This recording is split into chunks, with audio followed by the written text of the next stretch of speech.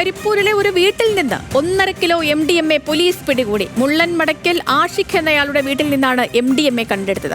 ശാന്തകുമാർ വെള്ളാലത്തുണ്ട്. ശാന്തകുമാർ, ഈ വൻ ശേഖരം പിടികൂടിയിരിക്കുന്നത് ഒരു വീട്ടിൽ നിന്നാണ് എന്നുള്ളതാണ് ഇതിന്റെ ഗൗരവം കൂടുതൽ വർദ്ധിപ്പിക്കുന്നത്. ഇത് ഏതെങ്കിലും രഹസ്യവിവരത്തിന്റെ അടിസ്ഥാനത്തിൽ നടത്തിയ പരിശോധനയിലാണോ ഈ MDMA കണ്ടെത്തിയിരിക്കുന്നത് എന്നാണ് വിവരങ്ങൾ?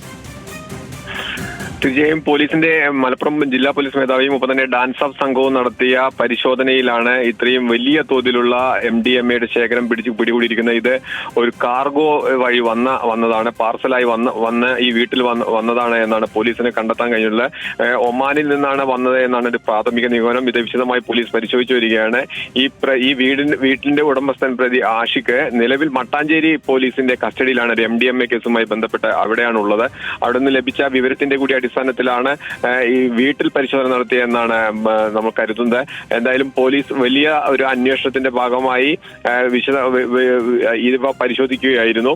വീടിന്റെ ഉള്ളിൽ നിന്ന് തന്നെയാണ് ഈ കാർഗോ വഴി വന്നിട്ടുള്ള പാർസൽ സർവീസിൽ ഇത്തരത്തിൽ MDMA കണ്ടെത്തിയിരുന്നത്. ഇത് വിദേശത്ത് നിന്ന് ഒമാനിൽ നിന്ന് എന്ന് കരുതുന്നെങ്കിലും അത് കൂടുതൽ സമയത്ത് നേരത്തെയും ഇത്തരം MDMA പാർസലായി വന്നിട്ടുണ്ടോ എന്നുള്ളതെല്ലാം പോലീസ് പരിശോധിച്ചു വരികയാണ്. ഇപ്പോൾ 1.5 കിലോ MDMA ആണ് പോലീസ് കണ്ടെടുത്തിരിക്കുന്നത്. ശരി ശാന്തകുമാർ.